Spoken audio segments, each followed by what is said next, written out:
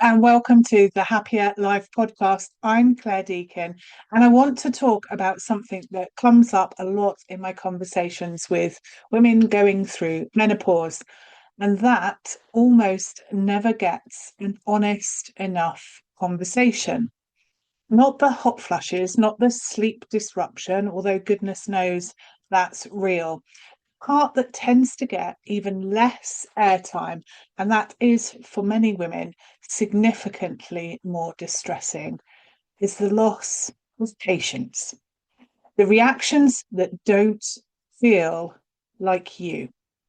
The going from calm to furious or calm to overwhelmed faster than you can track. The snapping at people you love over things that would never have touched you before. And then the shame, because you know this just isn't you. You know that you're better than this, and the gap between who you know yourself to be and how you're currently showing up is both confusing and frightening.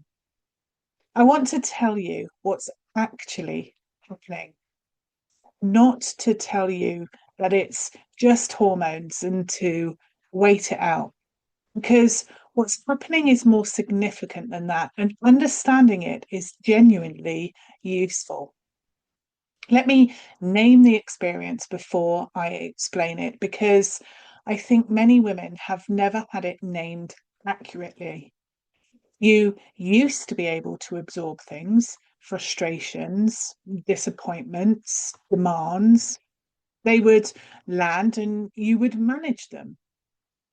You weren't endlessly patient. Nobody is, but you had a buffer, a capacity to take things in your stride. And now that buffer feels dramatically reduced. Things are getting through that never used to. You're reacting to small things as though they're large. You're saying things you wouldn't have bitten back before. You're having internal responses that feel wildly disproportionate to the situation that's in front of you. And you're frightened by this or saddened by it, because this doesn't feel like a bad week. It feels like something has changed. Like the steady, capable version of you has been replaced by someone who is harder to trust or harder to predict. I want to say this very clearly before we go any further. The woman you're describing is not who you've become. She's who you are right now under the specific and significant neurological pressure. Those are not the same things.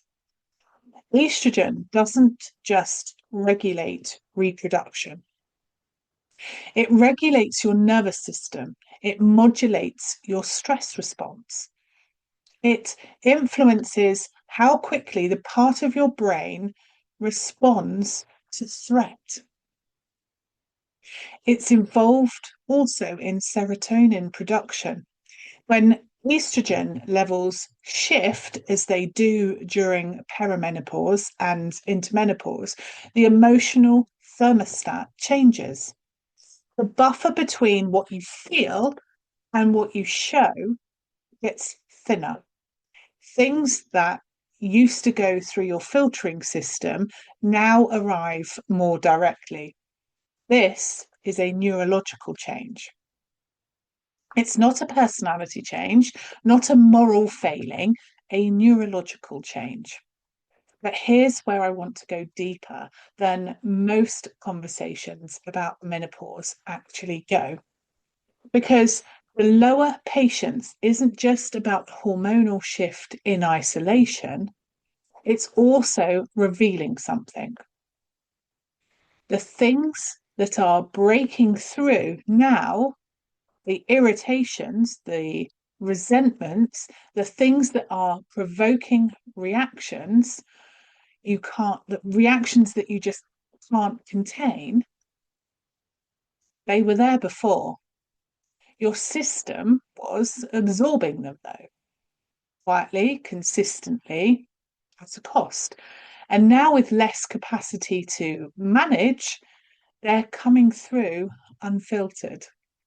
Your lower tolerance in menopause is not a failure, it's an unfiltered signal about what your system has been carrying and what it's no longer willing to carry without complaint.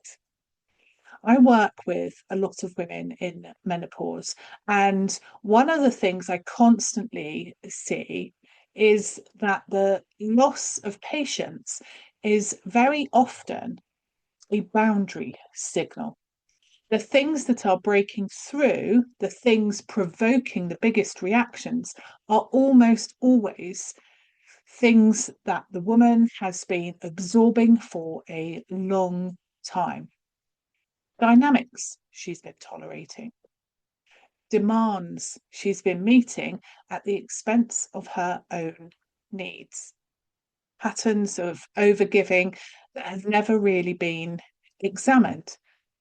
The menopause nervous system, with its reduced capacity to absorb, is essentially surfacing what probably should have been addressed years ago.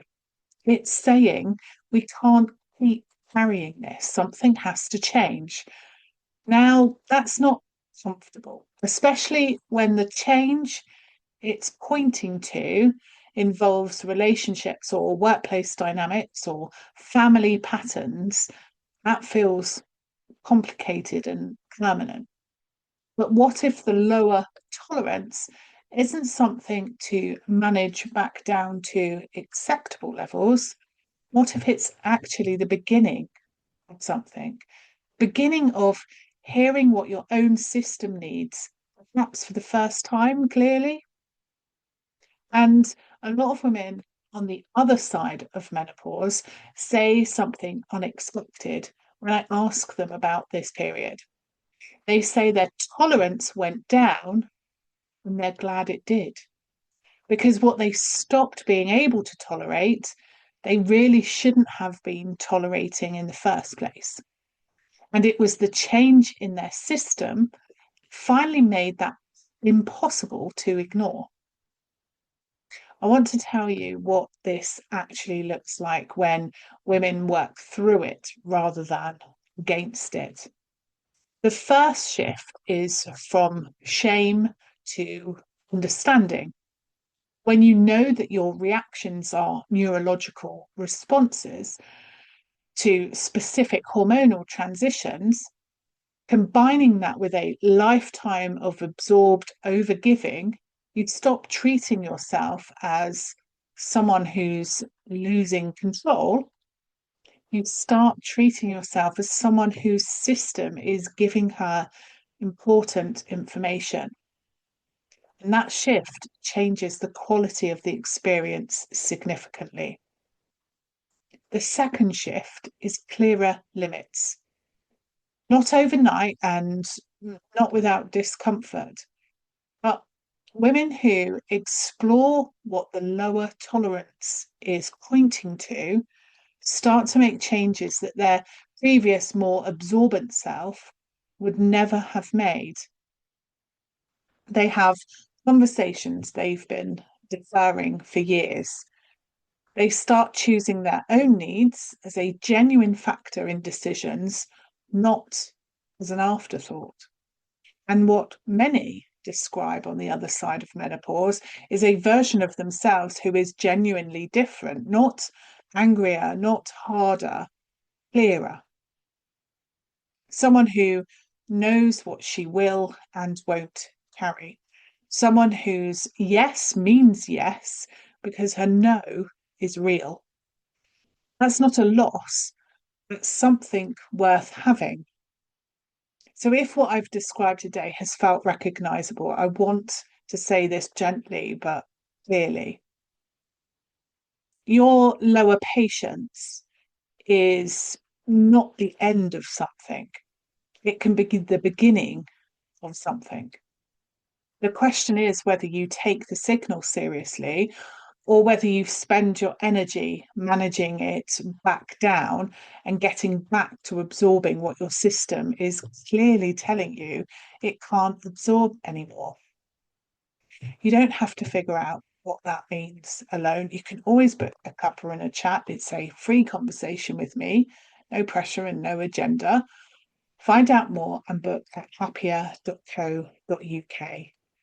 So until next time, I'll be back next Wednesday.